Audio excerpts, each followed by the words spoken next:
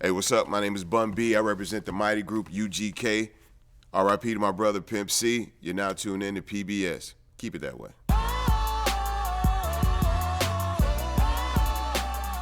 We've had a very, very great week. A lot of fun here in Austin for South by Southwest.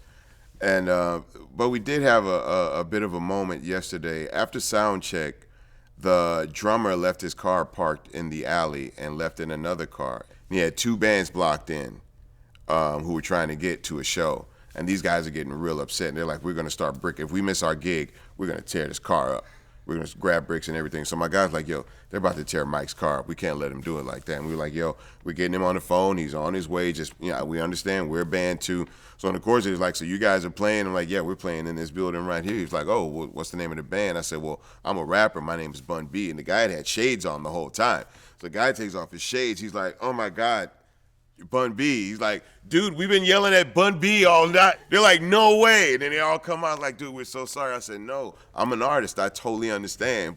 When Pimp C and I formed UGK and really started to get out into, traveling and performing, there was a lot that we really didn't understand about the dynamics of the music industry. We were very lucky to have someone like James Prince, the owner of Rap-A-Lot Records, to pull us to the side and say, hey, you guys got the good music. That's part of it, but that's not all of it. There's a discipline that comes with it. There's a way that you got to carry yourself, and there's certain things that you need to be aware of. Thankfully, we were able to get that kind of information. And now, as an artist, at this stage in my career, having this level of understanding and seeing artists who have the kind of potential that I guess people saw in me, people like Yellow Wolf, groups like Slaughterhouse, you know what I'm saying? Even though these guys have years of experience behind them, you know what I'm saying? If there's something you can see that can help someone, it's only right that you do that. I mean, because if you don't, then the complaining that we do about not having good music, not having great artists representing our specific genres, well, that's the problem. I've been a recording artist now for going on 20 years. I've been a fan of hip hop for at least 25, 26 years. And throughout the course of being a fan, being an artist, the argument comes up that because people are into this now, that hip-hop is going to suffer.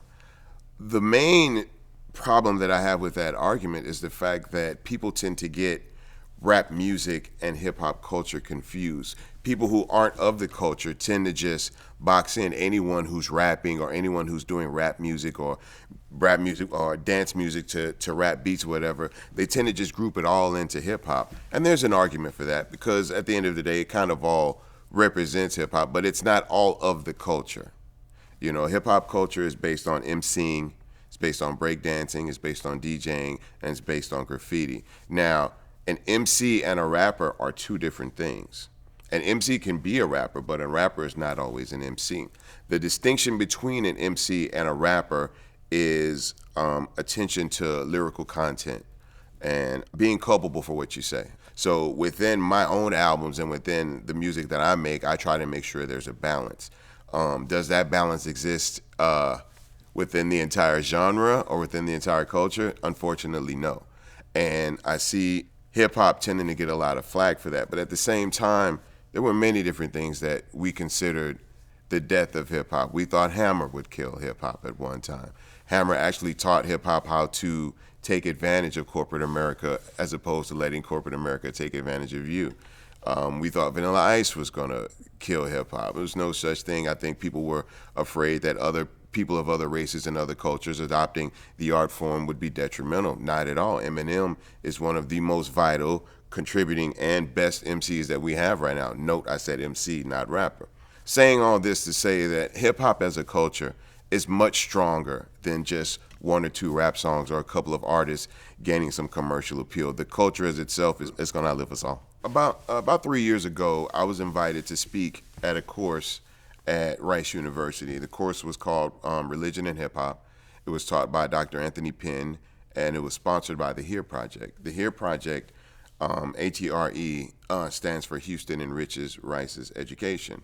And what the program does is it takes the culture of Houston and brings it onto the campus for the students to experience the culture of Houston. And then it takes the opportunity of bringing the students from the campus out into the city to experience the culture in its nature and its natural environment.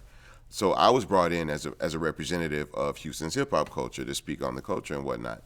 After getting to know Dr. Penn and seeing him over, the next couple of months, he came to me with a proposal of possibly co-teaching the course with Dr. Penn, whereas he would be the religious expert, I would be, I guess, the hip hop expert, so to speak, which I don't, that's arguable, I'm sure.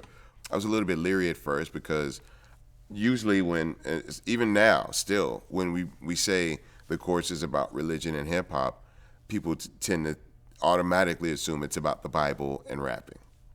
And the course is much more deeper than that. It's a much more deeper conversation than just going to church or going to mosque or going to synagogue. It's about the questions that religion asks of ourselves and how hip hop asks these same questions, and how religion is an expression of oneself, and how hip hop is that. And hip hop has always been, for the African American culture, a way of expression. Well, within the African American community, from the slavery experience on through the post-slavery experience in America, religion has often been that form of expression.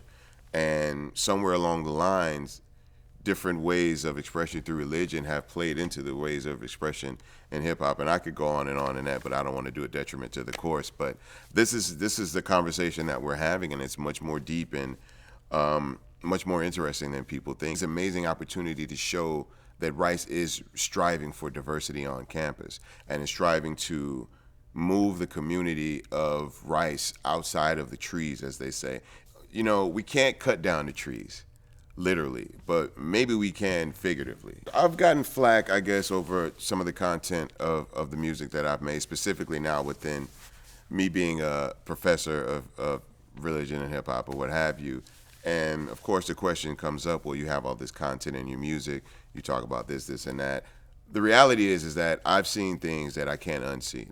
There's certain things that I have to talk about.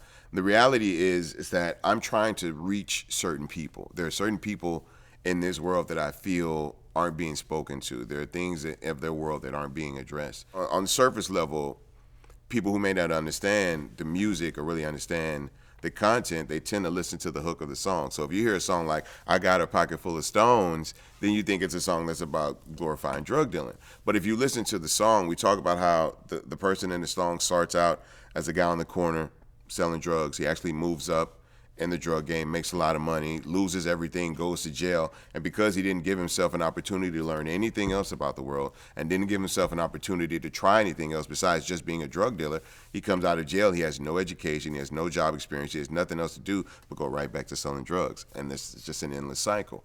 But if you don't really listen to the music, you wouldn't get that. As much as hip hop is given to me, and as much of really an accomplishment that is just being an artist and having made this music, I still feel that there's more than I can contribute to society.